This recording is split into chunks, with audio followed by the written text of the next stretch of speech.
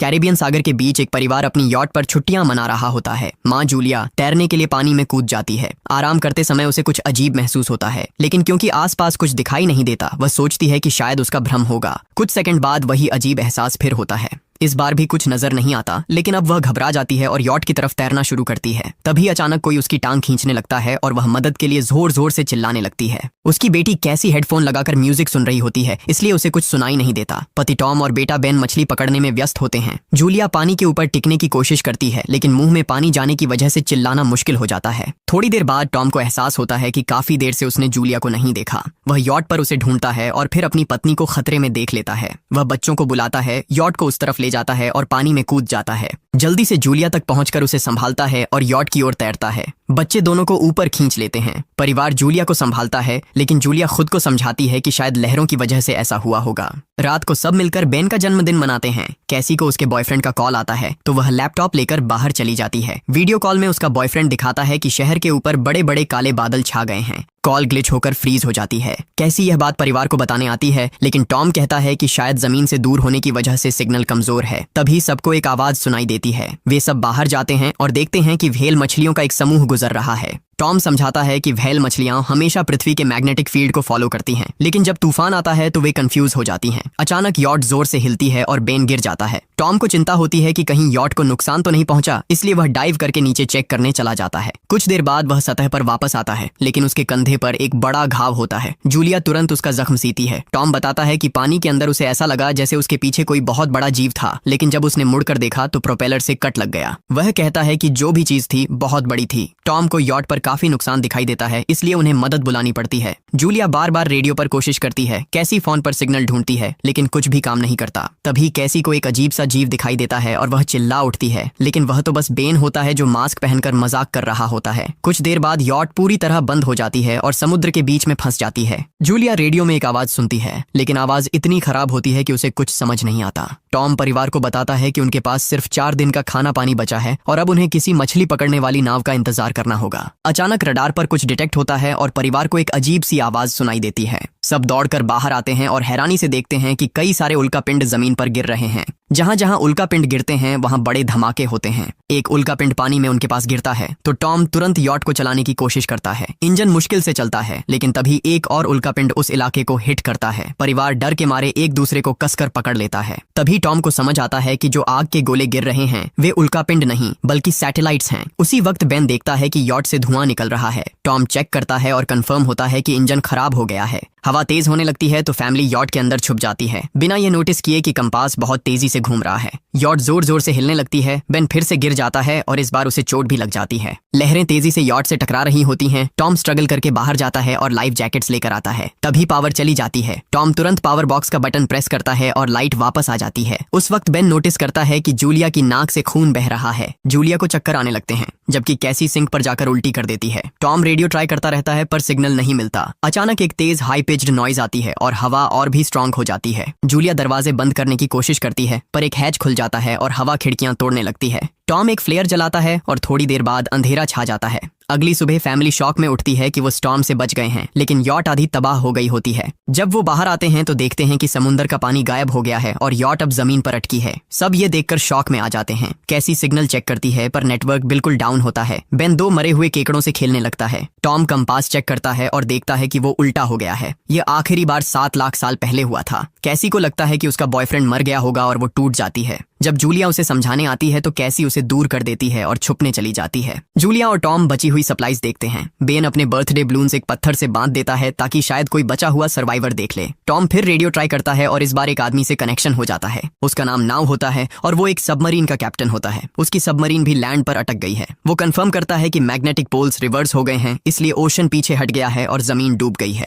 वो कहता है कि उसने अभी तक और सर्वाइवर्स नहीं देखे और कम्युनिकेशन सिस्टम्स बिल्कुल डाउन हो गए हैं। वो मजीद ये भी कहता है कि पोल्स फिर रिवर्स होंगे और शायद एक हफ्ते में समुद्र वापस आ जाएगा। वो फैमिली को वार्न करता है कि जितना हो सके ऊंची जगह चढ़ जाओ, क्योंकि जब पानी वापस आएगा तो वो बहुत खतरनाक होगा। वो बोलता है उसका पार्टनर क्रैश में मारा गया और सबमरीन में बस 3 लोगों की ही जगह है। जूलिया और टॉम उससे कहते हैं कि प्लीज हमारे बच्चों को बचा लो। वो उन्हें अपने कोऑर्डिनेट्स दे देता है। टॉम कैलकुलेट करता है कि सबमरीन तक पहुंचने में 2-3 दिन लगेंगे। वो फैमिली से कहता है आज रात अच्छे से आराम कर लो, कल सुबह हम निकलेंगे। अगली सुबह फैमिली सामान पैक कर रही होती है। तभी टॉम को पास में कुछ हिलता हुआ दिखता है। वो एक लंगड़ा आदमी आदमी होता है जिसके हाथ में हारपून होती है और साथ में एक कुत्ता लगातार भौंक रहा होता है। टॉम उसके पास जाता है और उसे पानी की बोतल देता है, लेकिन वो आदमी कुछ ऐसी भाषा में बोलता है जो टॉम समझ नहीं पाता। पानी पीने के बाद वो अजनबी अचानक टॉम के सिर पर बोतल मारता है और चेहरे पर जोर का लात मार देता है। जूलिया डर के मारे भागती है, लेकिन तब तक देर हो चुकी होती है। वो आदमी टॉम के पेट में हारपून घुसा चुका होता है। टॉम कुछ पल तक तड़पता है और फिर वो उसकी गर्दन भी काट देता है। फिर वो आदमी जूलिया के पीछे भागता है और उस पर हारपून फेंकता है, जिससे उसके कंधे में चोट लग जाती है।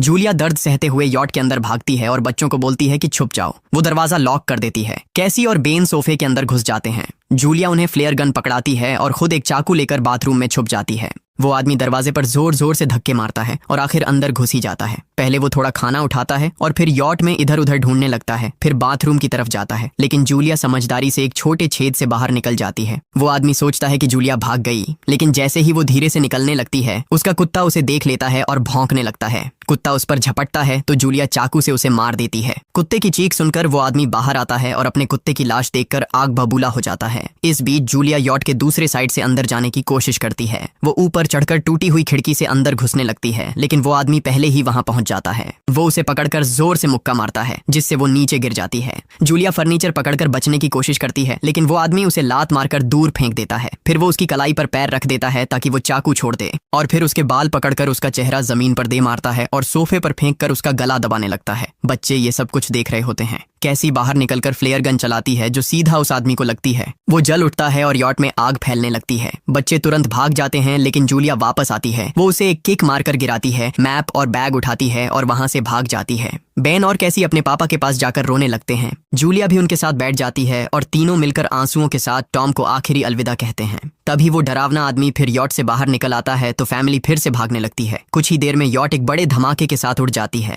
थोड़ी दूर चलने के बाद वो लोग एक छोटे से झरने के पास रुकते हैं ताकि थोड़ा आराम कर सकें। कैसी सोचती है कि शायद वो पागल आदमी उनके पास गुब्बारे देखकर आया था। ये सुनकर बेन खुद को कसूरवार मानने लगता है। जूलिया उसे समझाती है कि इसमें उसकी कोई गलती नहीं थी और सबको आगे बढ़ने को कहती है, क्योंकि वो आदमी अभी भी उनके पीछे है। रास्ते में एक छोटे तालाब के पास बेन एक मरी हुई हैमरहेड शार्क देखकर हैरान रह जाता है। तभी जूलिया नोटिस करती है कि वो आदमी फिर उनके करीब पहुंचने वाला है। सब लोग दौड़ पड़ते हैं और एक रेत के टीले से नीचे गिर जाते हैं, जहां उन्हें जहरीला कचरा दिखाई देता है। फैमिली सावधानी से उसे पार करती है और लगता है कि उन्होंने उस आदमी से पीछा छुड़ा लिया है। चलते चलते उन्हें बड़े बड़े मरे हुए सी एनिमल्स और समुद्र के नीचे जमा हुआ सारा प्लास्टिक दिखने लगता है। बेन धीरे धीरे चलने लगता है तो जूलिया समझ जाती है कि वो डिहाइड्रेशन के करीब है। वो सबको रुकने को कहती है। जब वो पानी की बोतल देखती है तो उसे झटका लगता है। बोतल में पानी लगभग खत्म हो चुका होता है। कैसी को एहसास होता है कि शायद उसने बोतल ठीक से बंद नहीं की थी। जूलिया गुस्से में चिल्लाती है कि उसकी लापरवाही की वजह से पानी खत्म हो गया। कैसी जवाब देती है, क्या फर्क पड़ता है, वैसे भी हम बचने वाले नहीं हैं।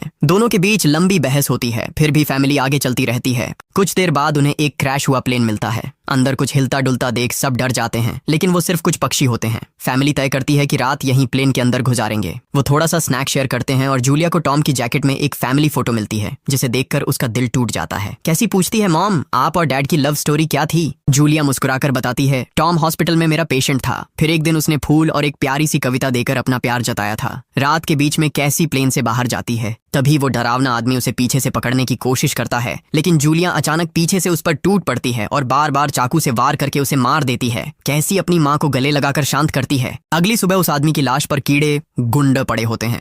फैमिली नोटिस करती है कि उसके शरीर पर कई काटने के निशान हैं, मतलब इस एरिया में कोई खतरनाक जीव छिपा हुआ है। जैसे ही वो लोग वहां से निकलते हैं, केकड़े उसके मुंह से बाहर निकल आते हैं। कुछ घंटों बाद जूलिया और कैसी मैप देख रही होती हैं, लेकिन बेन धीरे से आगे निकल जाता है। जूलिया चिल्लाती है, रुक जाओ, लेकिन बेन एक तालाब में झुककर पानी पीने लगता है। जूलिया तुरंत उसे खींचकर बाहर निकालती है और समझाती है कि अनजान पानी उसे बीमार कर सकता है। धूप बहुत तेज हो जाती है तो फैमिली अपने सिर कपड़ों से ढक लेती है। बेन को चक्कर आने लगते हैं। तभी उन्हें कुछ पुराने कुर्सियां मिलती हैं और जूलिया कैसी उनसे एक टेम्पररी शेल्टर बना लेती हैं। जूलिया बेन को इंजेक्शन लगाती है और तय करती है कि वो रात वहीं बिताएंगे। सुबह जूलिया एक अजीब सी आवाज सुनकर उठती है।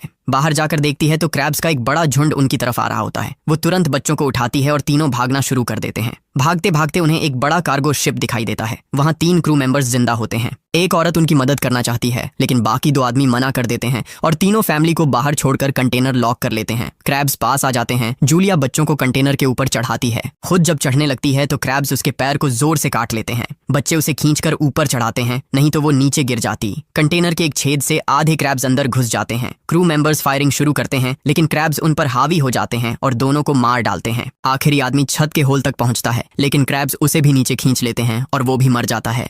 जूलिया अपने जख्म पर पट्टी बांधती है और बेहोश हो जाती है। कुछ देर बाद जब वो उठती है तो खुद को रेत के तूफान के बीच अकेली पाती है। वो घबराकर बच्चों को ढूंढने लगती है। एक मरी हुई औरत का हथियार उठाती है और जोर जोर से चिल्लाती है। कैसी उसकी आवाज सुनकर लौट आती है और बताती है कि वो और बेन मदद ढूंढने गए थे, लेकिन कोई नहीं मिला। फिर दोनों बेन से मिलते हैं, जिसे एक खुला कंटेनर मिलता है जहां वो तूफान खत्म होने तक रुक सकते हैं। जूलिया टॉम का लाइटर निकालती है और अपने जख्म को जलाकर बंद करती है, जो बेहद दर्दनाक होता है। तूफान थमने के बाद उन्हें एक और कंटेनर मिलता है जिसमें बहुत सारी पानी की बोतलें होती हैं। बॉडीज चेक करते वक्त उन्हें एक रेडियो और एक गन भी मिलती है। जूलिया नाव से संपर्क करती है और बताती है कि मैप खो गया है। इस पर नाव बताता है कि उन पर आर्थ्रोपॉड्स ने हमला किया था, वो अबिस के जीव हैं जो ऑक्सीजन की वजह से पूरी तरह पागल हो चुके हैं। अब नाव फैमिली को जल्दी करने को बोलता है, क्योंकि उसके इंस्ट्रूमेंट्स ने कैलकुलेट किया है कि समुद्र उम्मीद से ज्यादा जल्दी वापस आएगा और उनके पास सिर्फ कुछ घंटे बचे हैं। वो एक फ्लेयर शूट करता है और फैमिली उस दिशा में चलना शुरू करती है। लंबी वॉक के बाद फैमिली को एक टूटा हुआ टॉयलेट मिलता है जिसमें बेन पेशाब करता है। अब वो लोग आखिरकार सबमरीन को पास ही देख लेते हैं, लेकिन वहां पहुंचने के लिए उन्हें एक बड़ा चट्टानी रास्ता पार करना होगा। जैसे ही वो रास्ते से गुजरते हैं, दीवारें हिलने लगती हैं और पत्थर गिरने लगते हैं, जिससे एक भयानक रॉक स्लाइड हो जाता है।